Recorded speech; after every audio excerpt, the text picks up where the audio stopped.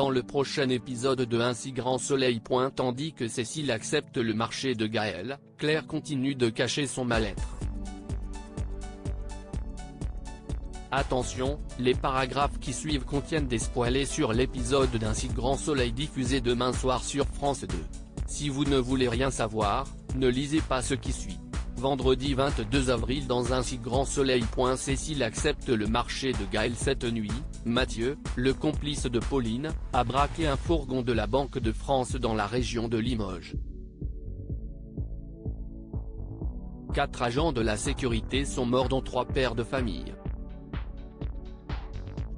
Malheureusement, les braqueurs n'ont laissé derrière eux aucun témoin, ni aucune trace. De plus, le fourgon contenait du papier vierge nécessaire à l'impression de billets de banque, ce qui confirme que de la fausse monnaie est en cours de fabrication.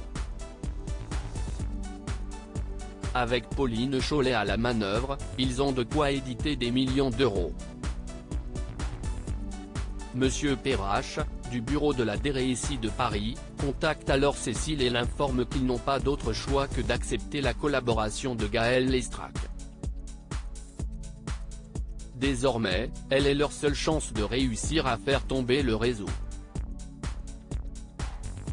Seulement, Gaël n'a jamais reçu la formation de la DRSI et a donc une chance sur 2 de s'en sortir vivante.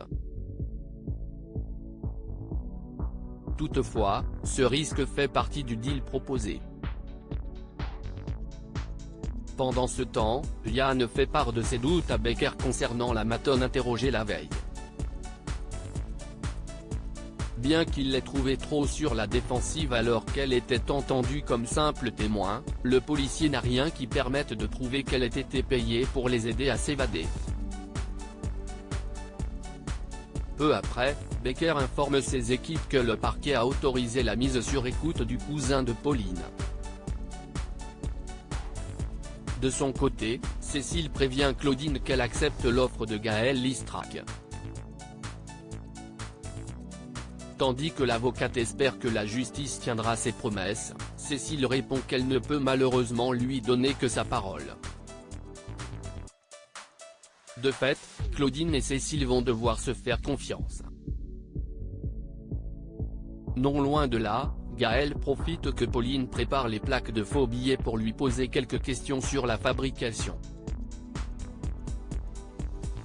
Pauline lui explique donc en détail son travail puis précise que dans 2 semaines tout sera terminé et qu'elles seront riches. La nuit tombée, Gaël attend que Pauline soit endormie pour appeler Claudine qui lui apprend que la juge accepte sa collaboration contre un aménagement de peine. Elle devra en revanche rendre des comptes à un policier qu'elle verra régulièrement. Lorsque Gaël exige que son contact soit Alex, Claudine s'engage à voir ce qu'elle peut faire. Claire continue de cacher son mal-être et Claire est à cran, ce qui n'a pas échappé à Florent qui cherche à savoir si tout va bien. L'infirmière assure alors que oui avant d'aller finir de se préparer. Plus tard, Hélène appelle Claire pour prendre de ses nouvelles.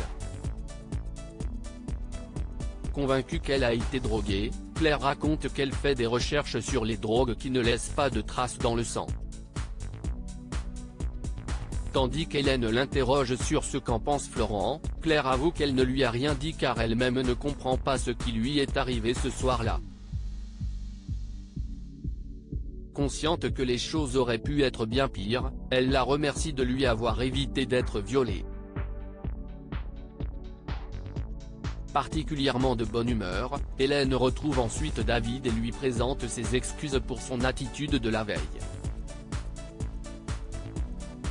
Après lui avoir indiqué qu'elle n'avait pas le moral ces derniers temps, elle garantit que cela ne se reproduira plus. De son côté, Florent a bien remarqué que sa compagne était particulièrement étrange et se confie à Johanna qui l'enjoint à avoir une discussion avec elle.